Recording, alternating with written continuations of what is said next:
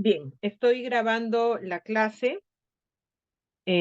Vamos a ver que sigan entrando. Ya el doctor Sebastián me va ayudando con todos ustedes para que puedan seguir ingresando.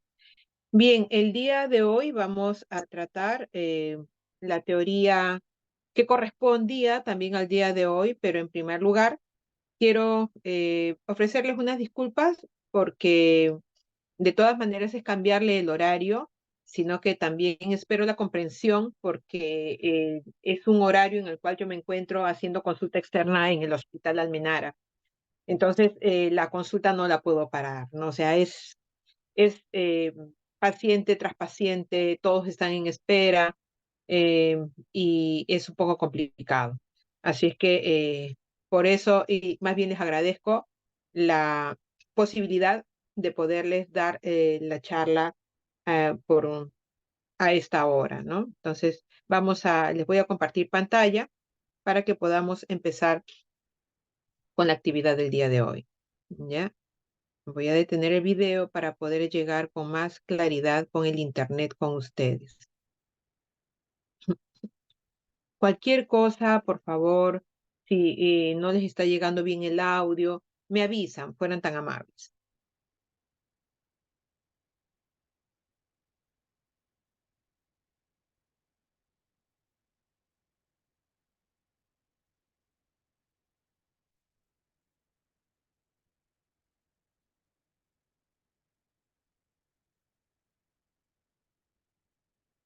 Bueno,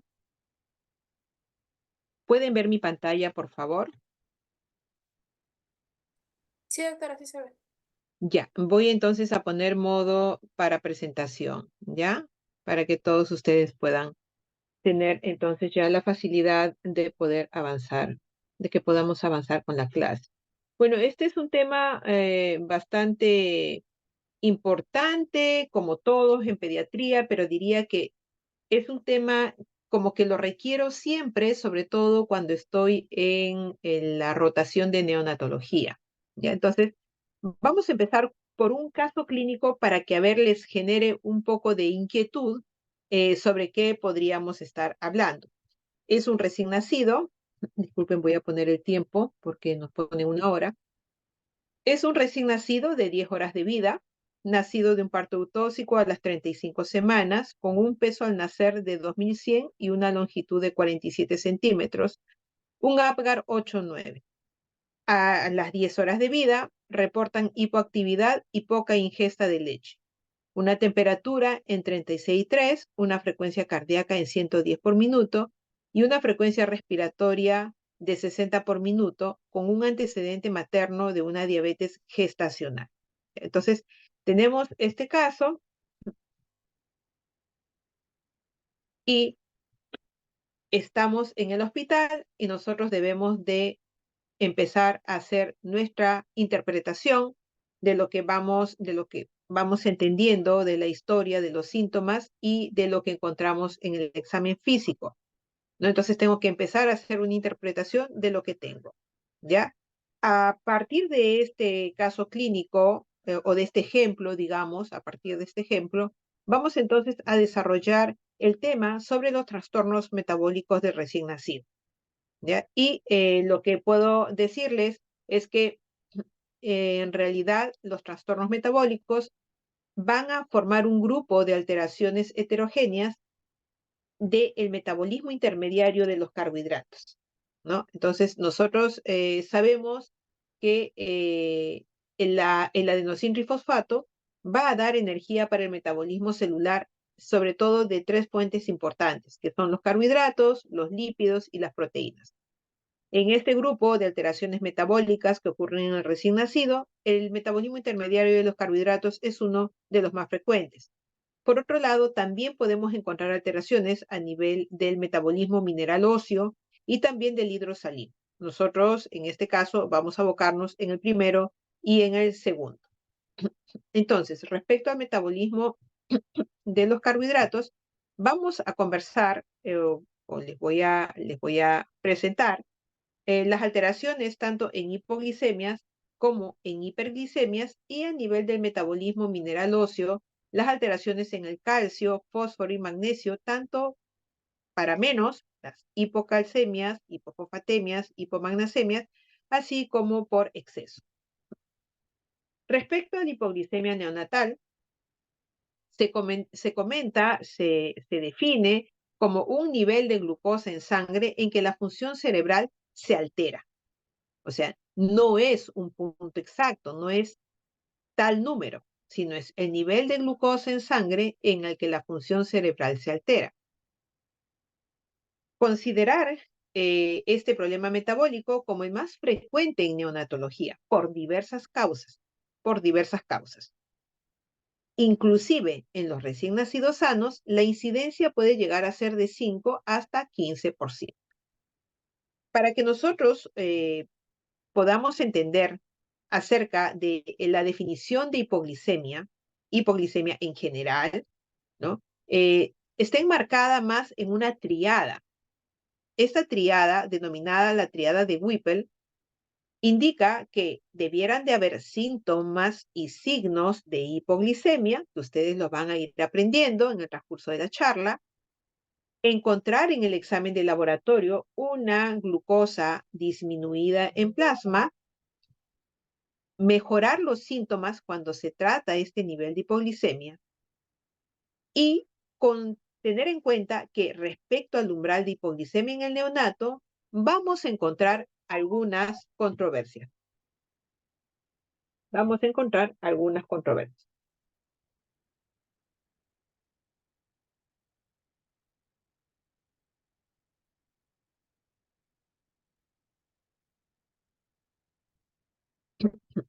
Bien, entonces, nosotros vamos a tener diferentes asociaciones o sociedades que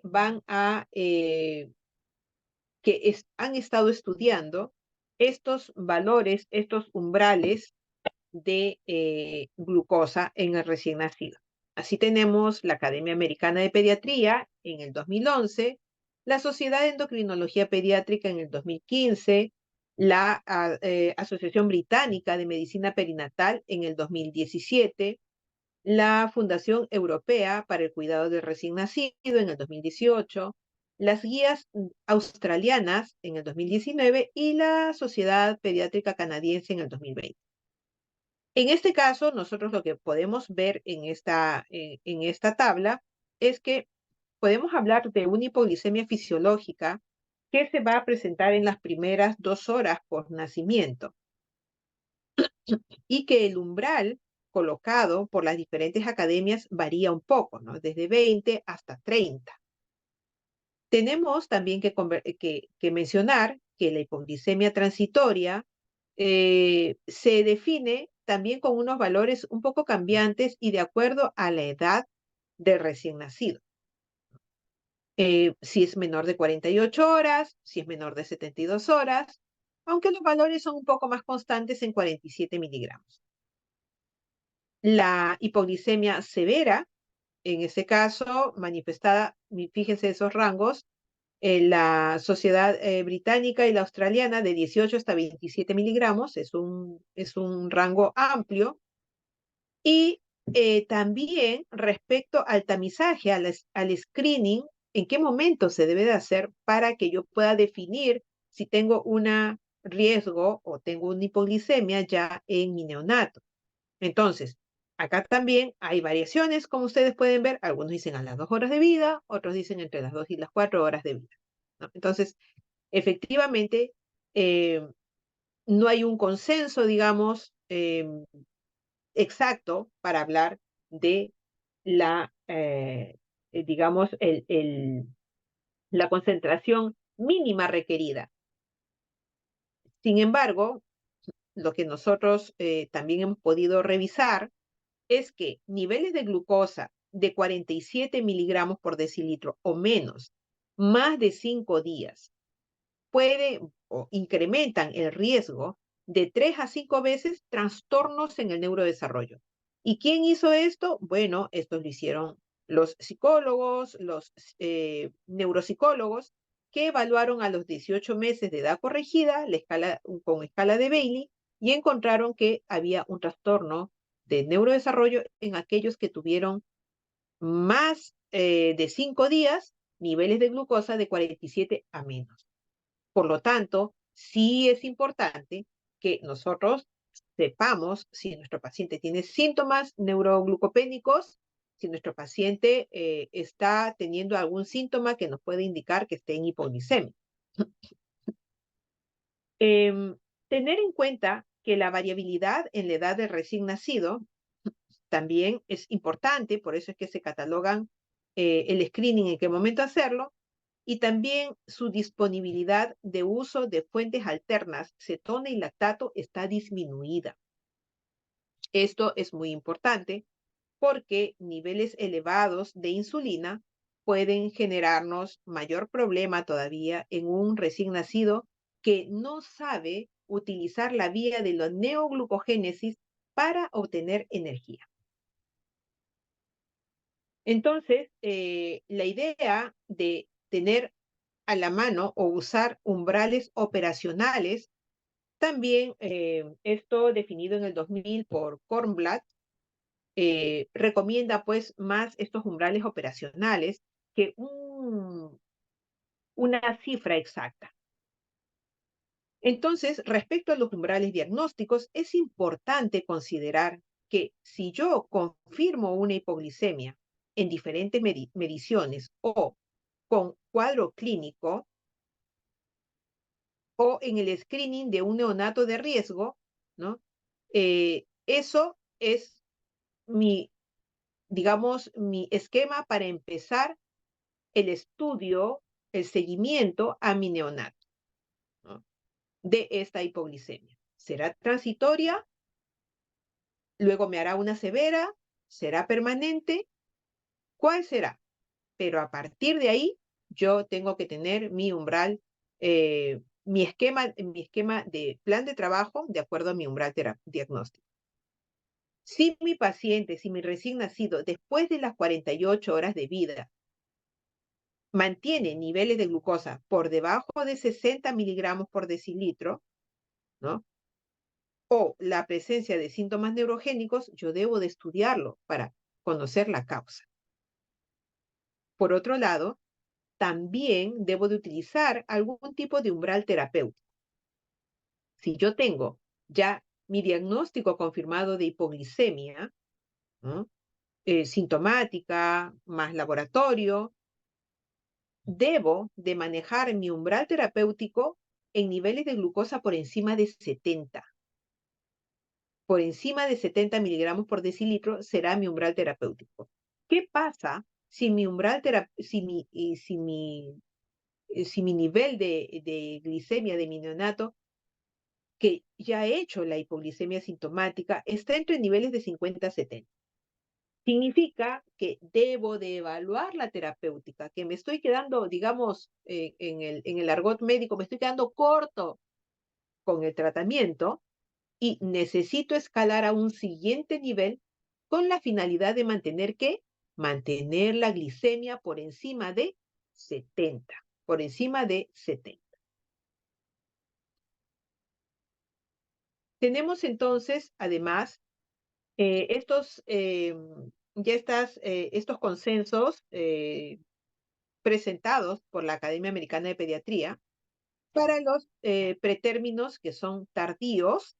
Ya ustedes saben la definición seguramente de pretérminos tardíos.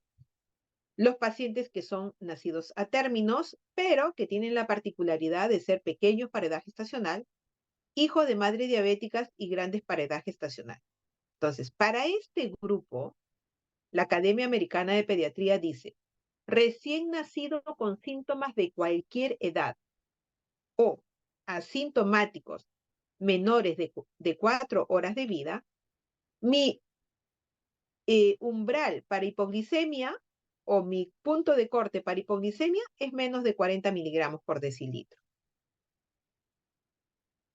El paciente o el recién nacido de más de 4 horas de vida hasta las 24 horas de vida, sin síntomas, voy a tener mi punto de hipoglicemia en 45, ¿no? Entonces, esto es lo que dice la Academia Americana de Pediatría, que como ustedes comprenderán, marca muchas pautas en el manejo a nivel global de nuestros pacientes, tanto neonatos como de los otros grupos etarios de la pediatría. Para la Sociedad de Endocrinología Pediátrica, la hipoglicemia es aquella concentración de glucosa en plasma lo suficientemente baja para que cause signos y síntomas de disfunción cerebral. De acuerdo a digamos, los estudios realizados, ya una glucosa por debajo de 60 miligramos por decilitro puede dar inicio a respuestas neurogénicas. En el caso de que nosotros tengamos un recién nacido con una hipoglicemia persistente, que debe de ser estudiada la causa de esta persistencia, nosotros vamos a tener dos situaciones que debemos de evaluar. El neonato de alto riesgo para hipoglicemia persistente, ¿no? Sin sospecha de una hipoglicemia congénita todavía, yo debo de estar atento si mis niveles, o sea, voy a estar en hipoglicemia, si siendo menor de 48 horas de vida, tiene niveles de glucosa por debajo de 50. Y en edades mayores de 48 horas de vida, niveles de glucosa por debajo de 60. Por otro lado, la Sociedad de Endocrinología Pediátrica también indica que un neonato que se sospecha de hipoglicemia congénita, vamos a hablar de hipoglicemia cuando los niveles sean menores de 70. ¿Ya? Entonces, para la Sociedad de Endocrinología Pediátrica va a tener mucho que ver con la edad del paciente y si tiene la sospecha de una hipoglicemia congénita. Estos son los factores de riesgo para una hipoglicemia persistente. O en todo caso, son recién nacidos con alto riesgo y que deben hacerse un tamizaje, un despistaje para hipoglicemia también. Entonces, aquel recién nacido que presente síntomas de hipoglicemia, porque ya habíamos comentado de que hay recién nacidos que van a estar asintomáticos y van a tener algunos niveles bajos de glucosa, pero el que presenta síntomas debe de hacerse un estudio especial. Los grandes para edad gestacional, aquellos que han sido sometidos a estrés perinatal, como por ejemplo asfixia, sufrimiento fetal, madre con preeclampsia, eclampsia o hipertensión arterial. Los recién nacidos RCIU, los pequeños para edad gestacional, los síndromes de aspiración meconial, eritroblastosis, policitemia y hipotermia. También será importante hacerlo en los prematuros o en los posmaduros, los hijos de madre diabética. Si en el antecedente familiar hay historia de hipoglicemia genética o si el neonato tiene defectos de la línea media o algún síndrome congénito, ¿no? También es importante, si ya tengo al paciente que me hizo la hipoglicemia, fue sintomática, le voy a dar el alta, ¿qué debo de hacer para darle el alta? Yo debo de excluir una hipoglicemia persistente si este recién nacido tuvo una hipoglicemia severa, ¿no? que tuvo síntomas o que requirió endovenoso. También debo de excluir la hipoglicemia persistente antes del alta si el paciente no puede mantener niveles de hemoglucotés por encima de 50 y es menor de 48 horas de vida, o por encima de 60 y es mayor de 48 horas de vida. Y también debo hacerlo en pacientes con historia familiar de malformaciones congénitas. El metabolismo de la glucosa en el feto es el siguiente. La glucosa del feto sabemos que va a derivar totalmente de la circulación materna y habitualmente va a estar en niveles por encima de 70. ¿Cómo pasa por la placenta? A través del transportador de glucosa, GLUT1. El 80% de la energía de este feto está proporcionada por la glucosa y en menor proporción por la oxidación del lactato y aminoácidos, es decir, la producción de lactato y cetonas. Estos son los cambios al nacer, la fase de transición. Nosotros podemos ver en la etapa fetal a las 46 a 6 horas de nacido, hasta las 12 horas, de 12 a 24 y 48 a 72, donde nuevamente ya el paciente empieza a regular su glicemia en valores que tenía intraútero. Ya hemos conversado de que en las primeras horas está el nivel más bajo, de que el 50% del aporte de la glucosa recién nacido está dado por la glucogenólisis, 20% por la lipólisis y 20 a 30% aporta por la vía del piruvato, ¿no? ¿Por qué es importante este cuadro de arriba, que dice tabla 7.1? Bueno, acá lo que podemos ver, fíjese, la función de la insulina. La insulina es una hormona contrarreguladora en el metabolismo del ayuno. Y en el momento del ayuno la insulina debiera de inhibirse. Pero si la insulina no se inhibe, va a inhibir la glucogenólisis, va a inhibir la gluconeogénesis, va a inhibir la lipólisis, va a inhibir la cetogénesis. Es decir, que en estados en los cuales la insulina se eleva y genera hipoglicemia, y es el causante de la hipoglicemia, me va a inhibir cualquier otra vía en la cual el neonato requiere para mantener su aporte energético, ¿ya? Por lo tanto, es muy importante estar atentos si es que la insulina elevada es la causa de la hipoglicemia. ¿Ok?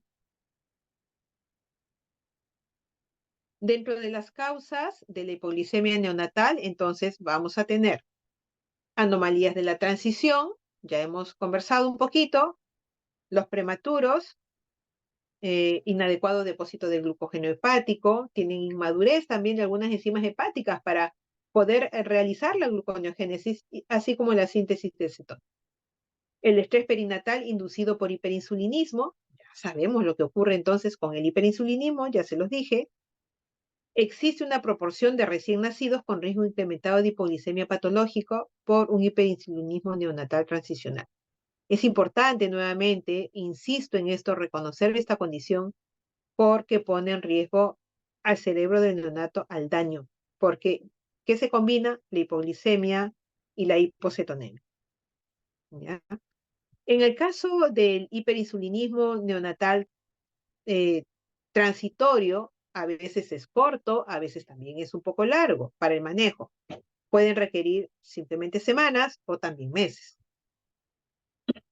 Entonces tenemos una hipoglicemia transitoria en la cual la remisión espontánea es menos de 72 horas, está relacionada a reservas energéticas limitadas, inmadurez del sistema de contrarregulación también, o sea, las hormonas contrarreguladoras, eh, y puede verse en prematuros, posmaduros, PEG, grandes paredes gestacional también, más todos los que están en la lista.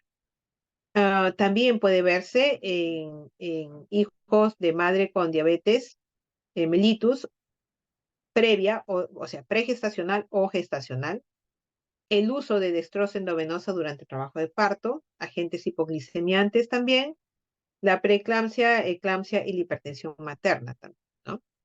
Esta hipoglicemia transitoria, lo que es importante es que requiere una intervención adecuada para prevenirla, porque todas estas cosas, todo esto puede, o sea, puede prevenirse que el paciente haga síntomas por la hipoglicemia.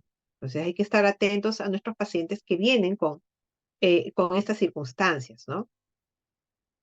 Y esto se hará hasta que el recién nacido sea capaz de regular este sistema de forma autónoma. En el caso de la hipoglicemia persistente, lo que vamos a tener es una hipoglicemia de duración de más de 72 horas, que habitualmente va a requerir VIGs altos, mayores de 8 a 10 miligramos kilo minuto para euglicemia. Ya ustedes deben de estar un poco eh, este, familiarizados con el VIG, ¿no? Que es la velocidad de difusión de glucosa. En el caso de la persistente, la tasa de daño cerebral es alta, ¿no? Puede ser de 30 a 50%. Y dentro de las causas más frecuentes de recién nacido e inclusive hasta los menores de 2 años es el hiperinsulinismo, el déficit de las hormonas contrarreguladoras y los déficits enzimáticos. Es importante, entonces, en estos pacientes, tener la historia clínica completa, como ya sabemos, ¿no? Los antecedentes familiares también, cómo fue el parto, el embarazo, la posibilidad de diabetes gestacional u obesidad en el embarazo, resistencia a la insulina en la madre, La consanguinidad también para las enfermedades, el hiperinsulinismo u otras enfermedades que tengan que ver con alteraciones genéticas, características de la hipoglicemia, en qué momento se da. El examen físico, si hay signos de sepsis o shock, porque a veces pueden coexistir o también puede generar una confusión, ¿no? O un diagnóstico diferencial. Si hay dismorfias, si hay plétora, si hay alteraciones en los genitales, que se encuentra en la línea media, si hay cataratas, si hay orinas con olor sui generis o macroglossia para enfermedades congénitas como el síndrome de Beckley-Wiedemann. Dentro de los signos y síntomas, tenemos síntomas neurogénicos, que es activación del sistema nervioso autonómico adrenérgico colinérgico, y los neuroglucopénicos, ¿no? Donde ya se va a notar el efecto de la disminución de la glucosa cerebral y el uso de oxígeno. Tenemos el tremor, la taquicardia, palidez e hipotermia en el caso de los neurogénicos. Recuerden, tremor, taquicardia, palidez, hipotermia. Los neuroglucopénicos, letargia, irritabilidad, sobresucción, convulsiones, cianosis, retroversión ocular, chupeteo, hipotonía, apnea, taquipnea. Son signos y síntomas que no son patognomónicos de nada, ¿no? Porque se pueden ver en diferentes estados, en sepsis, en hipocalcemia, en otros trastornos metabólicos, errores innatos de metabolismo. La muestra crítica es importante de poder valorar porque yo puedo manejar el tema del umbral, de repente para los síntomas, puedo manejar el umbral terapéutico para tratar de mantener mis niveles de glucosa por encima de 70, pero si no hago toma de muestra crítica, no voy a poder orientar mi causa, la etiología de la hipoglicemia. Entonces, disculpen que esté esto en inglés, en el momento de la hipoglicemia, en el episodio de la hipoglicemia, es importante, antes de corregir la glucosa, tomar una muestra de sangre donde se haga la glucosa sérica, porque tengo que confirmar, el otro es un hemoglucotest, que puede tener algunas variaciones y puede tener algunos errores.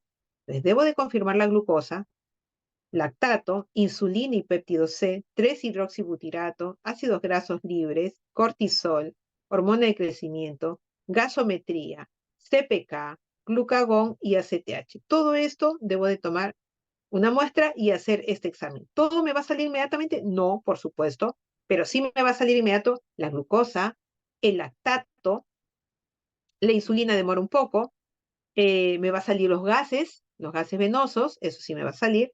Entonces, al menos el 3-hidroxibutirato también me va a salir un poco rápido. La insulina me demorará unas pocas horas. Entonces, con eso yo voy a poder hacer mi esquema diagnóstico. Se puede tomar inclusive después de corregir la glucosa, eh, gotas de sangre o también sangre de plasma para medir acilcarnitinas, aminoácidos plasmáticos, amonio, urea y electrolitos y pruebas de función hepática. No es necesario mantener el mantener la hipoglicemia para tomar esta muestra. Y pasado el episodio de la hipoglicemia, deben de tomarse cuerpos cetónicos en orina y ácidos orgánicos, también aminoácidos y sustancias reductoras. Eso es la muestra crítica. Eso es lo que debiera de hacerse en cualquier paciente que se sospecha de una hipoglicemia persistente. No lo voy a hacer en el primer paciente, por ejemplo, no lo voy a hacer en un paciente en las primeras 48 horas, ¿no? O sea, eso no, porque dentro de las primeras 48 72 horas yo puedo tener mi paciente con reservas bajas nada más de glucógeno, haber sido prematuro, no le voy a hacer todas estas pruebas. Pero si después de las 72 horas mi paciente persiste con hipoglicemia, empiezo a tener un VIG por encima de 8 miligramos kilominuto, entonces debo de, en el evento de una muestra de una hipoglicemia, hacer mi toma de muestra crítica. Eso sí correcto. ¿Y para qué me va a servir? Bueno, me va a servir para seguir un poco este flujograma o este algoritmo. Tengo una hipoglicemia, tomo mi muestra crítica. Si en mis gases venosos encuentro que hay acidosis, entonces me iré a buscar el lactato en mis gases venosos. Si yo tengo el lactato elevado, entonces me voy a ir a la sospecha de defectos de la gluconeogénesis, como está enlistado, y ya podré orientar un poco, hacer un estudio, un panel molecular para estudiar el defecto de la gluconeogénesis. Si tengo una acidosis metabólica con la elevación de la beta-hidroxibutirato, entonces estoy hablando de una hipoglicemia con cetonas, cetósica, puede ser una hipoglicemia cetósica idiopática, puede ser una deficiencia de cortisol, deficiencia de hormona de crecimiento, ya haré mi disquisición, pero al menos ya me orienta que es una hipoglicemia con cetonas presentes. Si yo tengo mi gasometría donde no hay acidosis metabólica y no tengo cetonas, mis cetonas me salen bajas, pero me salen altos los ácidos grasos, debo de pensar en defectos de la oxidación de los ácidos grasos. Y si no me salen altos los ácidos grasos, entonces tendré mi hipoglicemia hipocetósica y tendré, o sea, sin cetonas, ¿no? Y tendré la sospecha de un hiperinsulinismo. Y tendré que esperar, estar atenta a esperar mi dosaje de insulina para confirmar, ¿ya? Entonces, para eso es necesario mi muestra crítica. Me va a ayudar a definir mi diagnóstico. En caso del tratamiento de la hipoglicemia, eh, tenemos el tratamiento para los recién nacidos sintomáticos y aquellos menores de 40 miligramos por decilitro debe ser con dextrosa endovenosa. Pero si mi recién nacido está sintomático y en su control le hago del nacimiento a las 4 horas, le doy su alimentación con su leche, 1 hora dentro de la primera hora, luego le hago su screening, ¿no? Después del primer alimento, y encuentro por debajo de 25, tiene menos de 4 horas y está asintomático, lo alimento y chequeo en 1 hora. Si persiste por debajo de 25, entonces daré glucosa endovenosa. Pero si no, seguiré alimentando o, dependiendo del paciente, de repente también podría dar glucosa endovenoso, dependiendo de lo que fuera necesario, pero en este caso de repente en infusión, no en bolo. Si ya mi recién nacido tiene más de 4 horas de vida, pero no pasa del día, entonces está recibiendo sus alimentos cada 2 a 3 horas, le hago su screening de glucosa antes de cada alimento y lo encuentro por debajo de 35, lo alimento y lo chequeo en 1 hora. Si sigue por debajo de 35, le pondré glucosa endovenosa. Si está entre 35 y 45, lo alimento o le pongo una glucosa endovenosa en infusión. ¿Qué debo de esperar con mi recién nacido? Que antes de alimentarlo yo encuentre niveles de glucosa por encima de 45 miligramos por decilitro. Y el tratamiento, en realidad, el tratamiento es bastante conocido, es una dextrosa por vía enteral o parenteral para mantener los niveles de glucosa sobre 50 en los menores de 48 horas de vida o sobre 60 en los mayores de 48 horas de vida. ¿Ya? La dosis de glucosa es de 200 miligramos por kilo de peso. Y esto equivale a una dextrosa al 10%, 2 mililitros por kilo de peso. O si le voy a hacer en infusión endovenosa a un BIG entre 5 y 8 miligramos por kilo minuto, equivale a 8 a 100 mililitros por kilo por día de volumen. Entonces, eso es lo que tenemos para nuestros pacientes con hipoglicemia.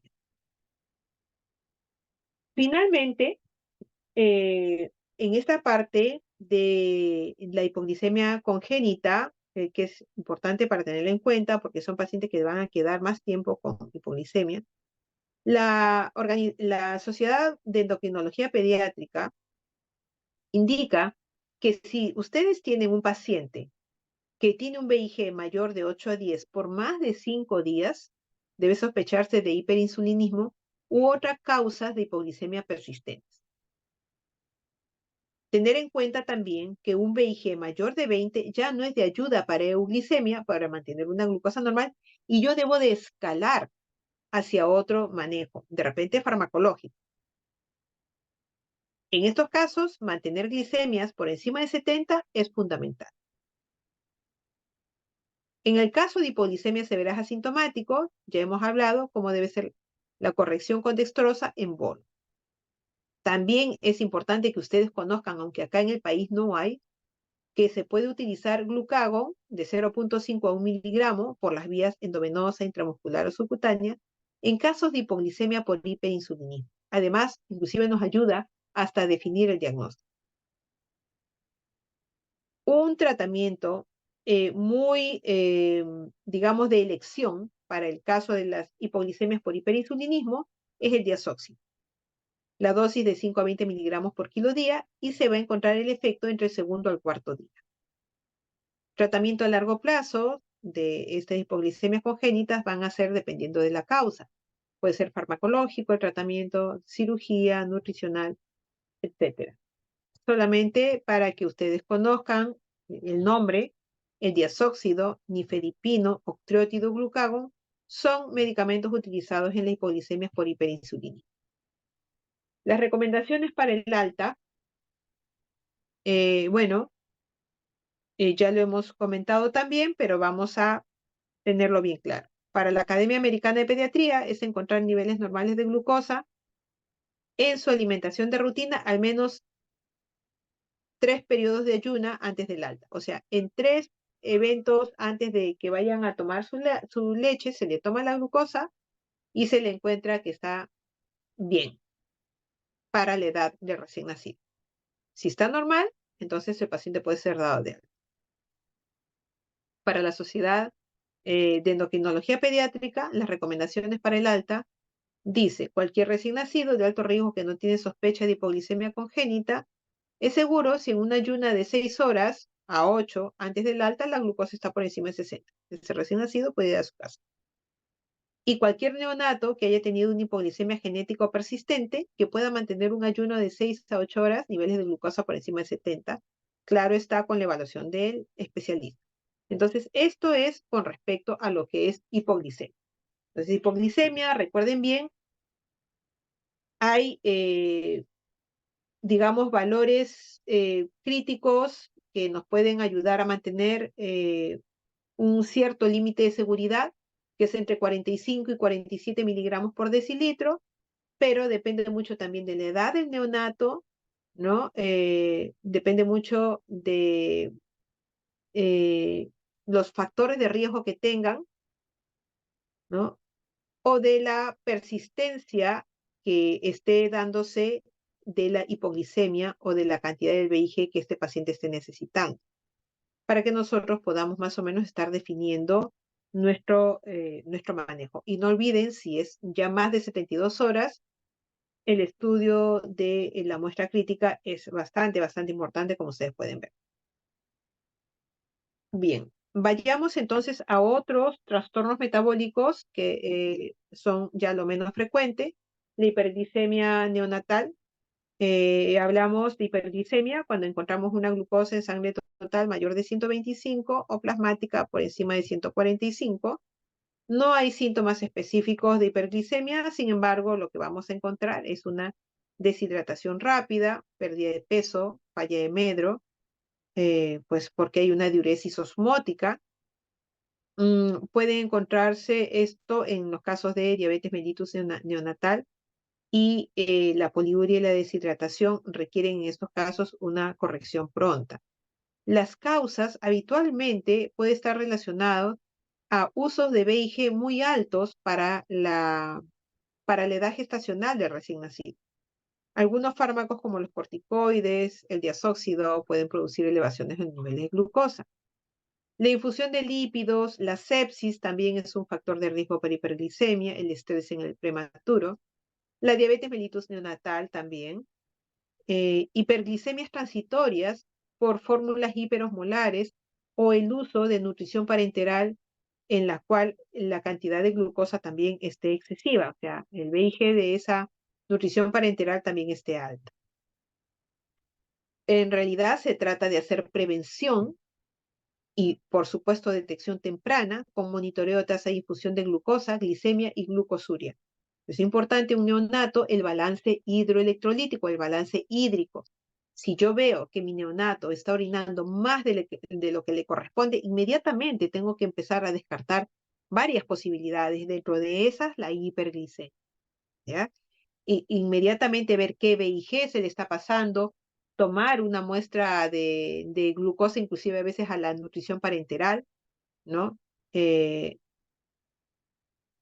debe de alimentarse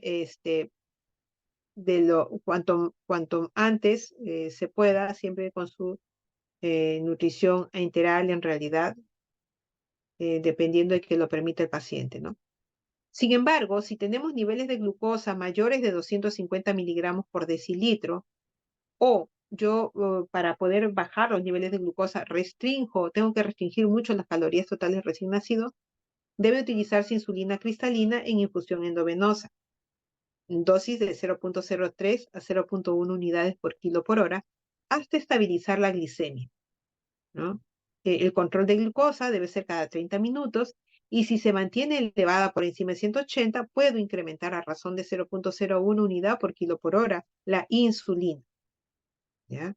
Si hay hipoglicemia, se descontinúa la insulina y dependiendo del nivel de glucosa o de los síntomas, dar dosis de dextrosa al 10%, tal cual como ya conocemos para la hipoglicemia. En el caso de la diabetes mellitus neonatal, se hará la transición de insulina, primero la que se ha estado utilizando, cristalina endovenosa a subcutánea lispa, con monitoreo de glucosa y electrolitos, esto con el apoyo del médico especialista. Otra patología del metabolismo, la hipocalcemia neonatal, no es tan frecuente como la hipoglicemia, pero también está presente. Hay que tener los valores importantes de calcio sérico por debajo de 7,5 o calcio iónico menor de 4 miligramos por decilitro o lo equivalente a 1 milimol por litro. ¿Ya? Esto para recién nacidos mayores de 1500. Siempre debe haber una corrección del calcio con albúmina, les dejo la fórmula. Y en este caso lo que hay pues hay un pase importante de la circulación del calcio desde la placenta hasta el hueso para fijarse en él, ¿no? Eh, También va a haber un metabolismo importante a nivel renal y a nivel gastrointestinal, pero el más importante de todos es el de la placenta hacia el hueso del feto. Esto es importante tenerlo en cuenta porque los valores de calcio, como ustedes pueden ver, estos son los días postnatales. La primera parte es cuando todavía recién nacido, cuando todavía tenemos el feto, antes del nacimiento. Entonces, los niveles de calcio total, por ejemplo, están elevados y luego va a haber una caída y una estabilización, ¿no? Están sobre los niveles.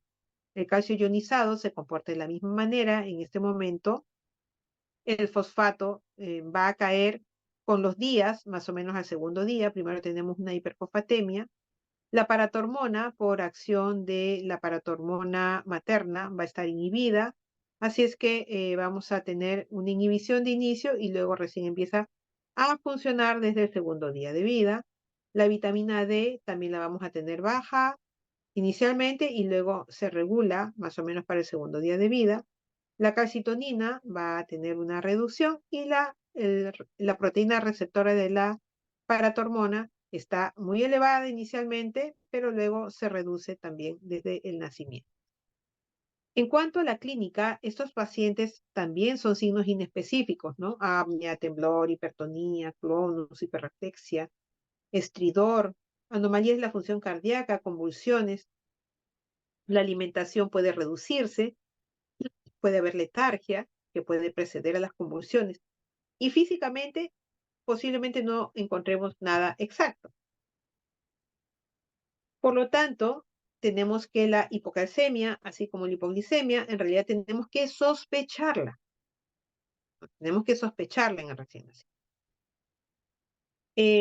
Tenemos la hipocalcemia que es de manifestación o de inicio precoz, menos de 72 horas, y los factores asociados, tenemos la prematuridad y el bajo peso, la asfixia, hijo de madre diabética y un hiperparatiroidismo materno por una supresión de la paratormona fetal y neonatal que es transitoria.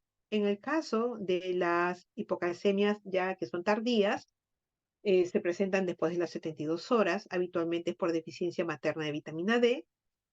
Puede ser también iatrogénica por la administración de bicarbonato, fosfatos, furosemida. que van a barrer con el calcio a nivel renal.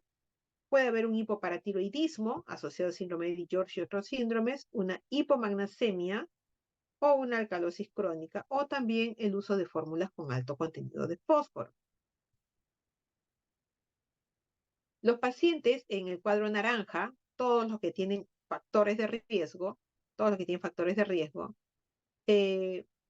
van a tener una disminución más rápida de esos valores, de esos altos valores intrauterinos a un nivel mucho más bajo al nacimiento, ¿no?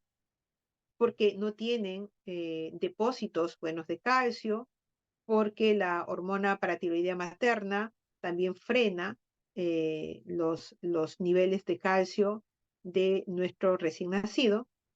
Y esta disminución del calcio va a generar un incremento en la permeabilidad celular al sodio y va a producir un incremento de la excitabilidad de la membrana con los síntomas propios de la hipocalcemia.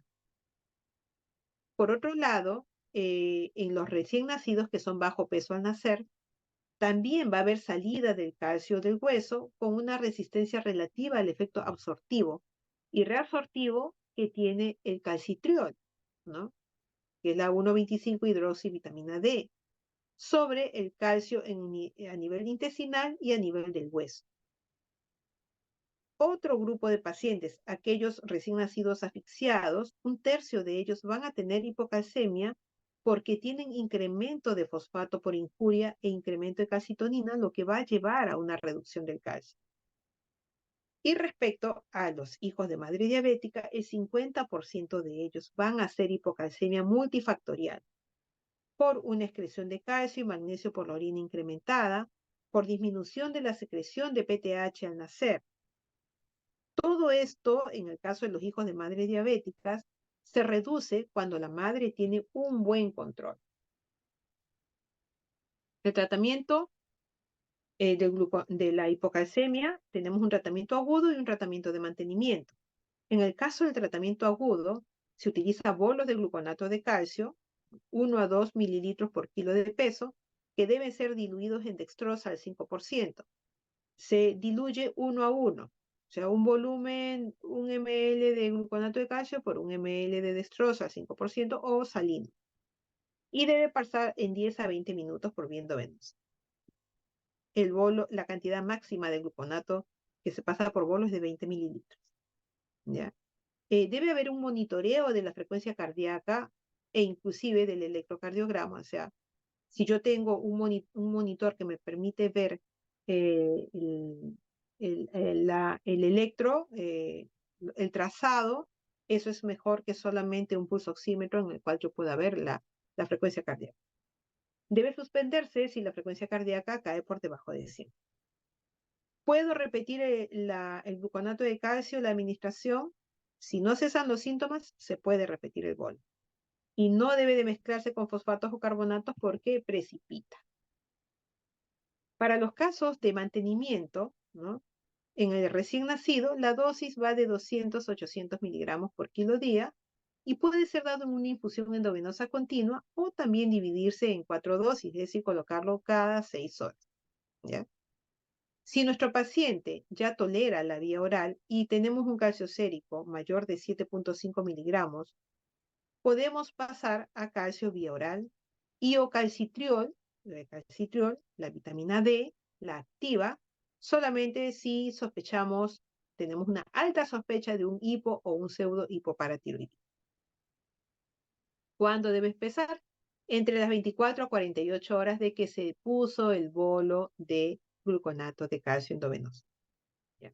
La dosis de calcio por vía oral va de 50 a 150 miligramos por kilo día en el recién nacido. Se dividen en 4 dosis. La dosis de calcitriol para vía endovenosa, 0,05 microgramos por kilo, una vez al día por 5 a 12 días para tratar de mejorar los niveles de calcio. Y luego se puede pasar a vía oral, ¿no? A 0,25 microgramos por dosis, que es lo que trae la perlita de calcitriol.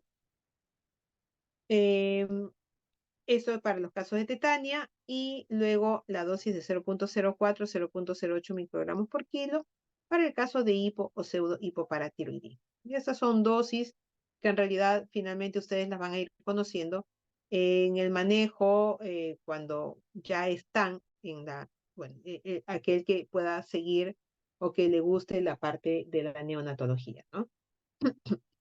El monitoreo es calcio sérico o iónico y fósforo, que deben de estar en valores normales.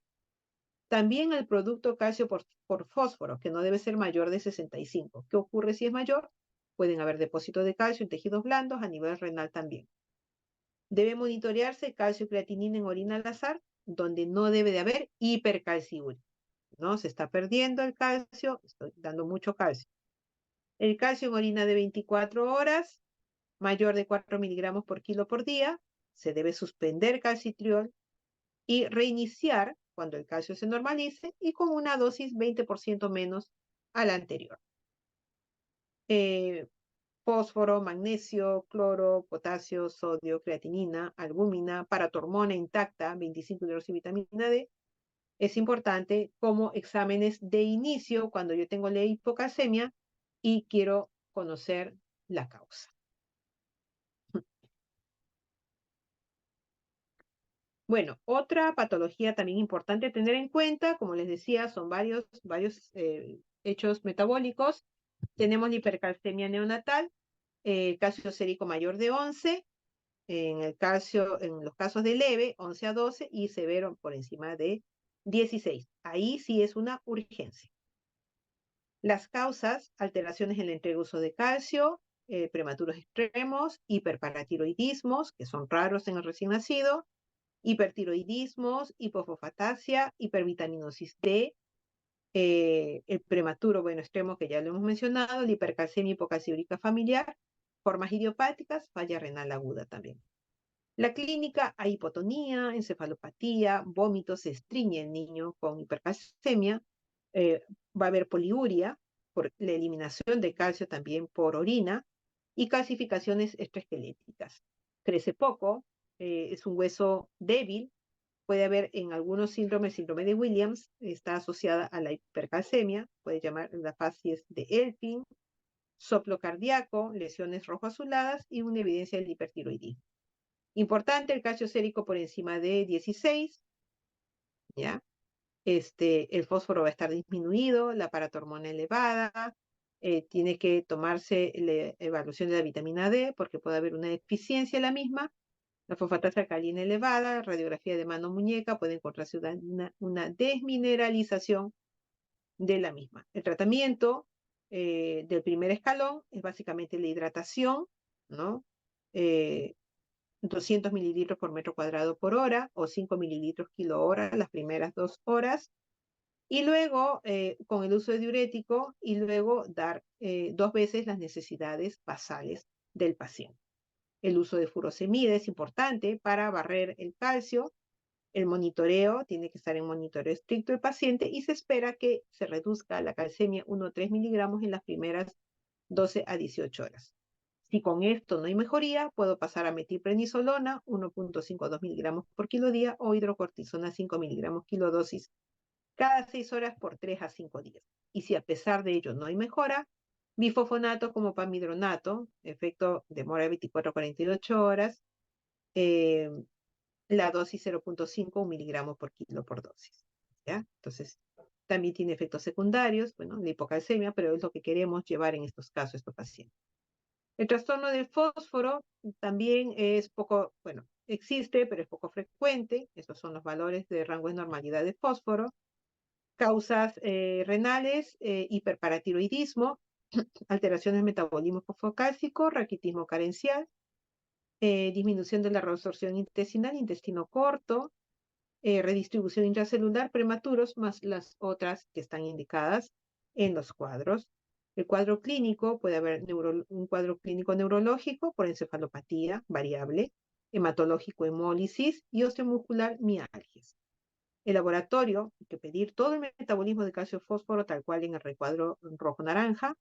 Y el tratamiento, en realidad, igual de la hipofosfatemia, es endovenoso, la dosis inicial de fósforo elemento 0,1 a 0,2 milimoles por kilo por dosis por 6 horas. Y luego una dosis de mantenimiento, ¿no?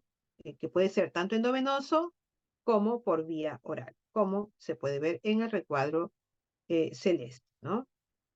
Y un monitoreo, por supuesto, del metabolismo calcio-fósforo. En el caso de la hiperfosforemia, habitualmente es en los casos de nutrición parenteral, lo que se da, también por hipopseudohipoparatiroidismo, hipomagnesemia, insuficiencia suprarrenal, el hipotiroidismo también, acidosis metabólico-respiratoria que puede ocurrir en los recién nacidos prematuros. Hay falsos positivos en los cuales la heparina es la muestra, las paraproteínas, hiperbilirubinemia, hemólisis e hiperlipemia. Pueden dar elevaciones poco. Cuadro clínico puede ser desde asintomático a síntomas de hipocalcemia. Hay que tratar la causa y el tipo de instauración para lograr un fósforo sérico entre 6 y 6.5 y si hay hipocalcemia, tratarla conforme ya lo hemos indicado en el caso de hipocalcemia, ¿no? Entonces, el tratamiento es con restricción oral o parenteral, el uso de quelantes, cuando tenemos un fósforo por encima de 7.5, si está en 8 a 9.5, forzar la diuresis, y si está más de 9.5 o empeora lo anterior con el tratamiento, puede ir hasta diálisis. El magnesio también va acompañando al calcio, hipermagnasemias o hipomagnasemias. Bueno, los niveles de magnesio hay que tenerlos en cuenta. En el caso de hipermagnesemia, habitualmente es por el uso de sulfato de magnesio a las madres que hacen preeclampsia. El uso de antiácidos también al recién nacido en la nutrición parenteral.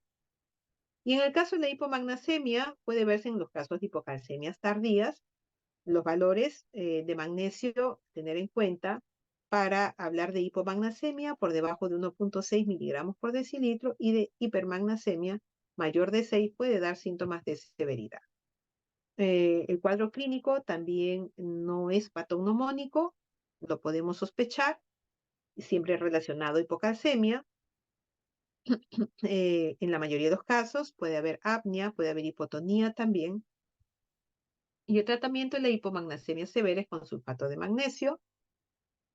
En el caso de la hipermagnesemia, remoción de la fuente de magnesio más bien, y tratar de, en el caso de hipermagnesemia, alimentar al recién nacido solamente cuando la motilidad intestinal esté restablecida. Muy bien, y regresamos a nuestro caso inicial, que ya lo habíamos visto.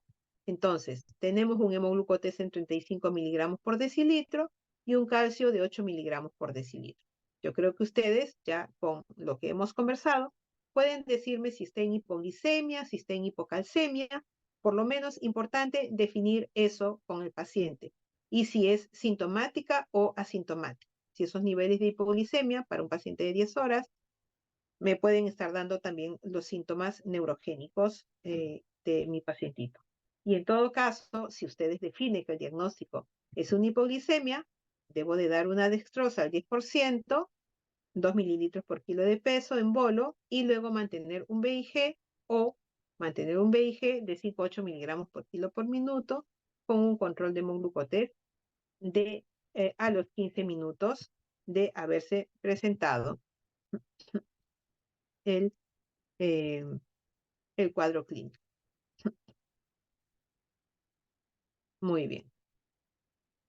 Por favor, ¿alguna pregunta? Doctora, disculpe, en el caso de la hipermagnesemia, ¿solo entonces se retira la fuente del magnesio y solo se deja? ¿Espontáneamente Sí, recupera? sí, y espontáneamente recupera. Y si hay síntomas, se pueden tratar los síntomas, ¿no? O sea, si por ejemplo hay obnubilación, ¿no? O hay estreñimiento, ¿no? Que pueden dar en estos casos, ¿no? La hipermagnesemia, los síntomas de severidad, la pobre succión, se tratará con dextrosa o salino, ¿no? Dependiendo de qué tipo de hidratación necesita el paciente.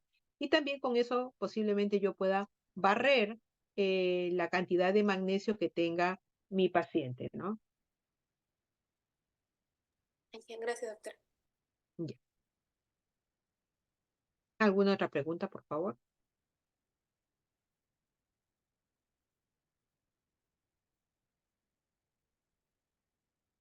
Bien, entonces damos por concluida la clase el día de hoy.